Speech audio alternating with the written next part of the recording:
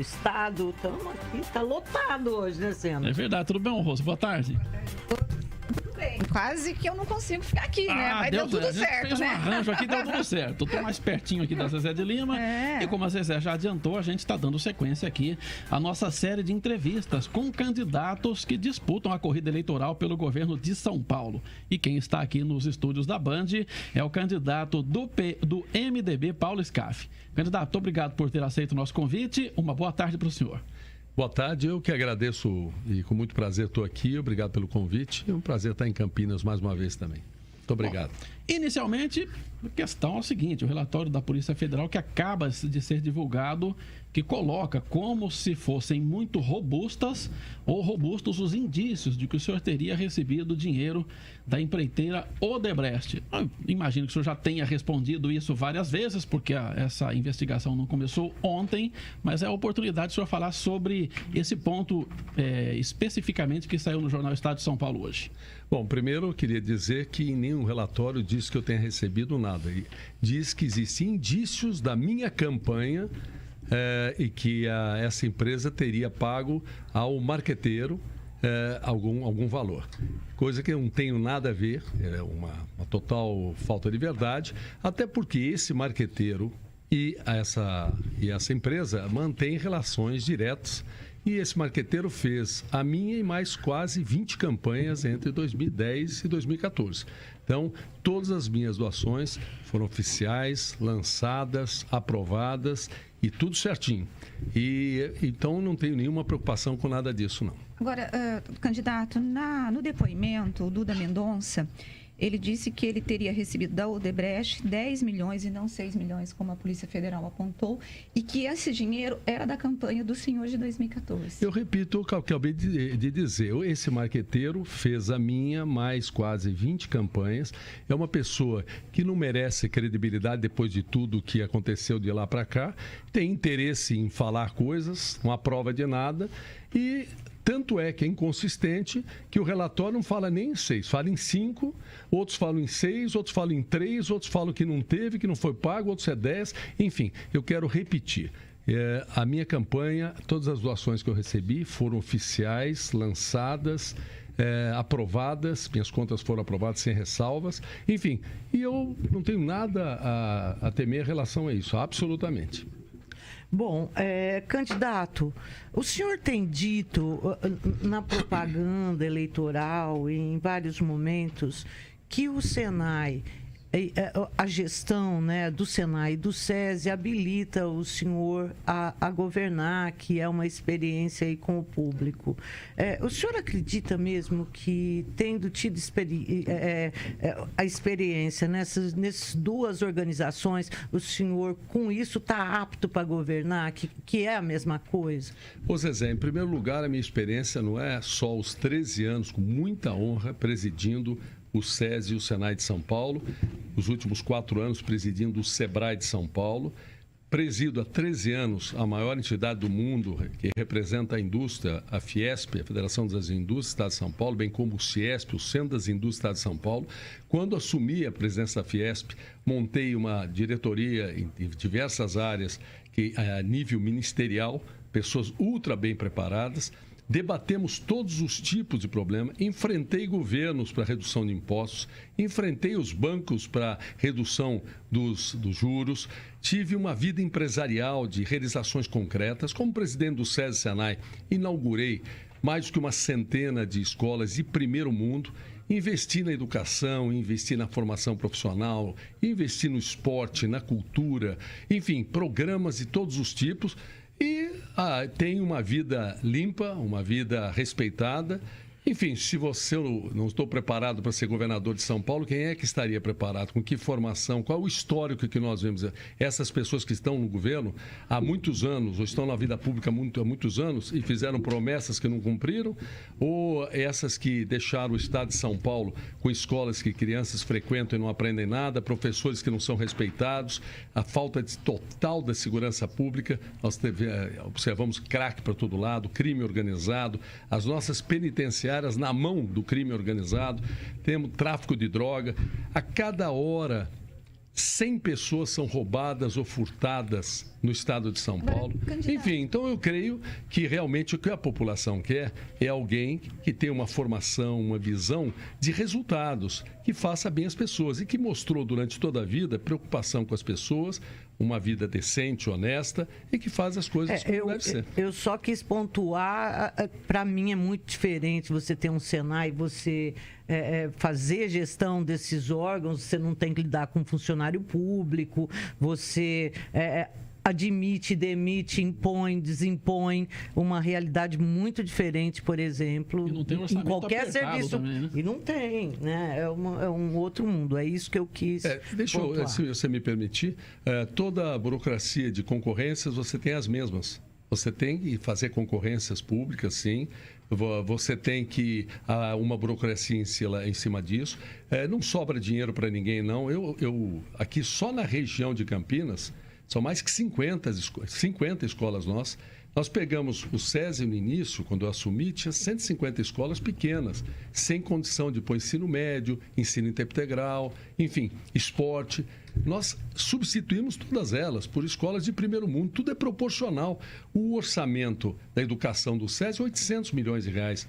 O orçamento do Estado de São Paulo é 200 bilhões de reais. São coisas tudo proporcionais, podem estar certo que em todo lado tem suas dificuldades e quando você tem vontade, determinação, seriedade, eficiência, enfim, os problemas se resolvem. Candidato, pegando uma parte aí da tua fala sobre segurança pública, o senhor tem falado que o senhor quer unificar as polícias, o senhor fala do número de policiais, fala em investir em tecnologia, falou dessa história do comando do crime organizado estar comandando as cadeias dentro e fora dos presídios, tudo isso a gente sabe. E unificar a polícia, investir em tecnologia, são promessas que outros candidatos já fizeram. Agora, de efetivo, como que o senhor poderia, por exemplo, acabar com o crime organizado dentro da cadeia e reduzir, por exemplo, a questão do tráfico e, principalmente, da questão do vício de crack que tem atormentado tantas famílias e que as famílias não têm muito apoio do Estado? Bom, em primeiro lugar, Rosa, para ficar muito claro, eu nunca falei em unificar as polícias. Pode dar um mal-entendido. Unificar significaria ficar única. Não, sim, quando eu falo... Entrosar, lógico. Na gestão. É natural. É natural. Imagine só, você tem... O Estado de São Paulo tem uma polícia civil e uma polícia militar. Tem que haver entrosamento entre as polícias. Que não há. A polícia civil compete com a polícia militar compete com a polícia civil. Isso? Então, a polícia civil, ela tem um objetivo de investigar. Ela não investiga nada. Ela está desfalcada, para ela falta quadros, falta tecnologia, enfim. Agora, pensa bem, olha o ponto que nós chegamos. As pessoas terem dúvida que é possível organizar as polícias do Estado de São Paulo, que não seja possível pegar uma polícia civil que tem o objetivo de investigar, equipá-la com tecnologia, disciplinar, completar os quadros, valorizá-la e ter uma polícia que investigue. Que seja difícil as polícias se integrarem, se entenderem no sentido de ter um serviço de inteligência, de informação e ações concretas de combate ao crime. Que seja impossível nós retomarmos o Estado. Mas como que isso vai ser possível? Como vai ser feito? Estado, essa promessa que o senhor está fazendo, todos já fizeram. Desculpe, só que tem uma diferença. A minha vida mostrou que eu não sou de fazer promessas. Eu não fiz promessas na região de Campinas e construí dezenas de escolas sem fazer promessas. Eu, na minha vida, eu tenho uma vida de fazer, não de falar que vai fazer. Eu acho que os meus adversários, sim, eles tiveram muitas chances e tal. E a pergunta que fica. Então, na realidade, eu vou repetir a vocês. Primeiro, para acertar a segurança pública, você tem que reorganizar as polícias. Como é que o reorganiza? Isso. Se você precisa de quadros, você contrata. Se você precisa de treinamento... Você vai contratar, sim. O concurso público já está... Deixa eu só responder para você. Se você precisa treinamento, você faz treinamento. Se você precisa tecnologia, você vai no mundo e compra a mais moderna tecnologia do mundo de combate ao crime, que tem muito. Você não pode entender que esteja correto uma polícia abandonada, que delegacias são assaltadas. A delegacia de São Bernardo foi assaltada. E tem prédios interditários porque são prédios inadequados. Então, da mesma forma que conseguir reestruturar SESI, SENAI, por onde eu passei, realizei, farei com as polícias. Então, nós temos que reorganizar as polícias, ter um serviço de inteligência. Qual é a dificuldade de você ter inteligência, informação juntas? O senhor vai precisar de dinheiro e o senhor tem um problema, por exemplo, para contratar pessoas, tem a lei de responsabilidade fiscal. Como resolver esse nó? Só permitir completar. Nem tudo é dinheiro, viu? Você está enganada, porque no caso das polícias, por exemplo, você disciplinar, você reorganizar, você ter entrosamento na informação, na inteligência, você vai buscar tecnologia, enfim, essas coisas são iniciativas, é trabalho. E é disciplina, é coragem, é determinação para fazer as coisas. Quanto a recursos, se gasta 20 bilhões de reais por ano em segurança. Eu estou falando 20 bilhões, eu não estou falando 20 milhões. Então, tudo o que eu ouço falar sempre é que não tem dinheiro para nada.